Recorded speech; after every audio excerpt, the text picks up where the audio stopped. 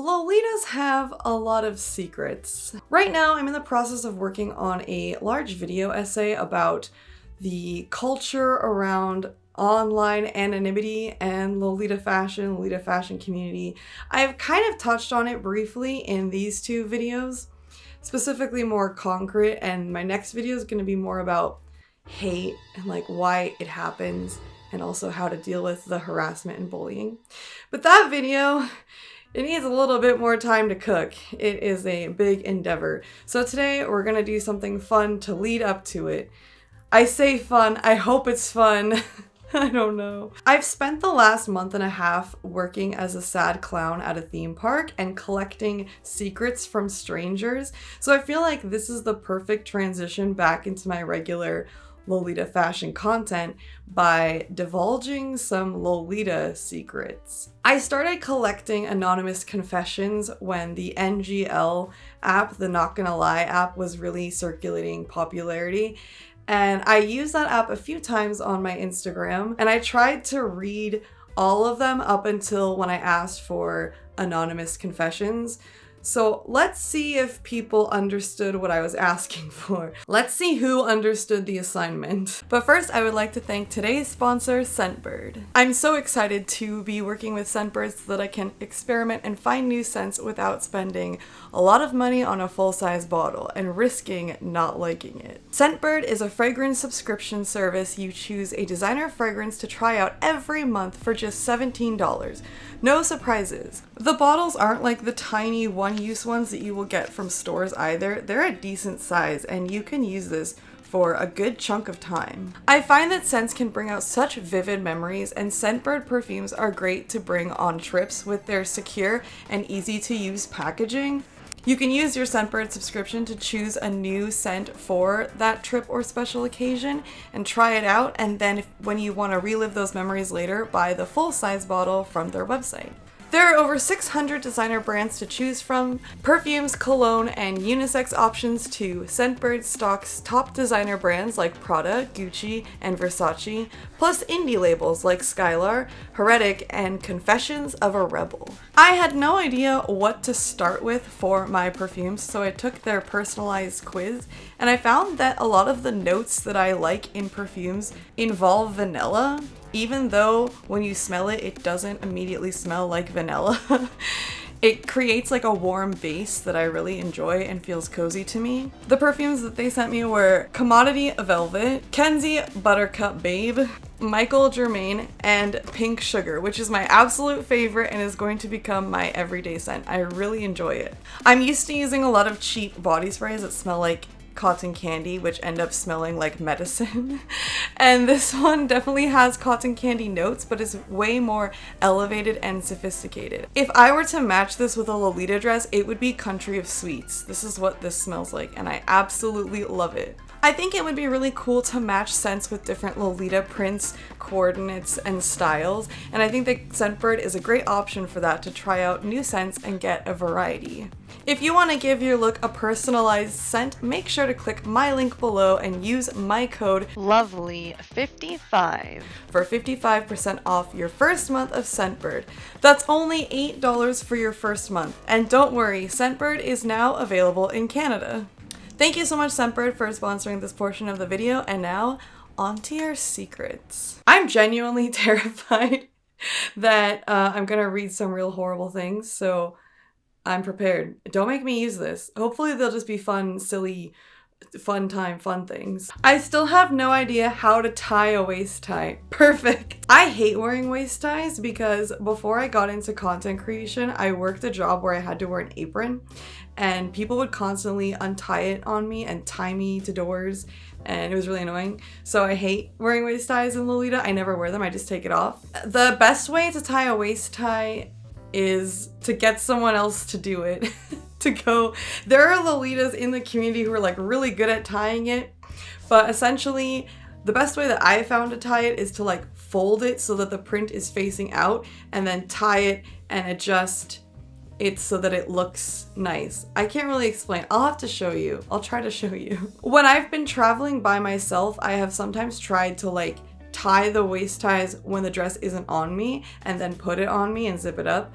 but it doesn't always work the best. Honestly, the best advice is just find someone to do it. And like, there's Lolitas who love doing it. They want to help. They will help you. There is no shame in showing up to a meetup with your waist ties untied and being like, hey, can someone help me? I didn't wash my dresses and blouses for a whole year after wearing them pretty regularly. What's worse, not washing your dresses or washing them in a top loader? Ooh. Yeah, wash your gosh darn dresses. After I made my video where I explained how I wash my dresses, there's so many little things that I picked up on that I forgot to mention that I just thought were like universally known. Like, you should remove all of the little chains and like waist ties and stuff before putting it in the wash. You can get garment bags that you can wash your more delicate pieces in. I thought that I didn't have enough information to make a full video on just washing Lolita, but apparently there is way more that I forgot. I wear my JSK without a blouse sometimes. Ooh! What's funny is that I made a whole TikTok about this and I never wear JSKs without a blouse. I'm so here for people to do it. I think that you should have the option to wear it without a blouse, but I personally don't like how I look without a blouse. My brother, when I was little, gave me a drink saying it was apple juice, and then I drank it and he said it was his pee. What? How does this has nothing to do with Lolita. What the heck? I guess if you are a Lolita and you made this confession, that's what makes it a Lolita confession. My brother, when I was little, gave me a drink saying it was apple juice, and then when I drank it, he said it was his pee. It was supposed to be some prank. I'm sorry. I hope that he just said that and it was actually apple juice. I don't understand classic Lolita. Me neither. I don't understand it because I'm not interested in it, and when I try to style something classic, it always ends up sweet and people will just destroy me for this, so I don't even attempt to do classic Lolita anymore. I always feel like my Lolita is incomplete somehow, and I feel like people think I'm an Ida because most of my dresses are handmade. No! I've already made a video about this before. Handmade Lolita, if anything, is like more impressive to me. And I think most Lolitas feel the same way, even if it doesn't look exactly the same as like main Lolita brand pieces. Like, the fact that you made something, I can't sew anything. That's incredible. That's amazing. I used to think to be a Lolita, you had to wear it every day, so I'd wear Amazon Lolita dresses every day. Ugh. I remember there used to be a really big push with lifestyle Lolita being a thing and kind of looking down on people who weren't lifestyle Lolitas and portraying the fashion as being a lifestyle, but I think more and more people realize that it's just, there are still some lifestyle Lolitas, and like, by all means, kudos if you are able to do that, but it's just not realistic. And people who are lifestyle Lolitas often will style their pieces and wear it in different ways to suit the things that they're doing daily rather than wearing a complete full coordinate. You don't have to be on and presenting and perfect every single day to be a lifestyle Lolita. And you don't have to be a lifestyle Lolita to be a Lolita. I don't wear Lolita every day at all. It's like 10% of what I wear. I wear a lot of sweats, I wear a lot of goth clothes. I'm a clown sometimes, you know, you can have a diverse style and not have to commit to it and still be a Lolita. I never wear leg wear if I'm taking photos from the waist up. Me neither. There's someone in my community that everyone hates in secret because she's a bee and always ruins events, and nobody is brave enough to tell her to get the f*** out. Ah! At that point, I feel like you should tell her. Someone should tell her. If they're still in the comm now, you should tell them. I know that I collected these a few months ago, so maybe the problem has been dealt with, but if it still hasn't been dealt with, tell them. It's not fair to them at that point. And if they're doing stuff to ruin meats, they're probably breaking guidelines of the community and should be banned. So, yeah. Most Lolitas aren't mean or rude. People are just rude to us, ask us the same questions over and over again, and often refuse to do their own research. A lot of stories of Lolitas being mean to newbies was just Lolitas telling them to do their own research or telling them to use common sense. I agree and disagree. I have been making content for 10 years. I'm constantly asked the same questions every day. I know, but You have to remember that the person who's asking you, they're new, they've never heard any of this before. They often don't know where to look. I think it's totally fine to tell people to do their own research, but I think that it's more beneficial to give them resources when you do. And if you give them the resources and they still don't listen or take that information, ask why. Maybe they can't process it in that way. Everyone learns differently. For me, when I started in Lolita, I definitely faced a lot of people who just would tell me to read LiveJournal, and I'm dyslexic. And at the time, I didn't have the softwares that I need to process text.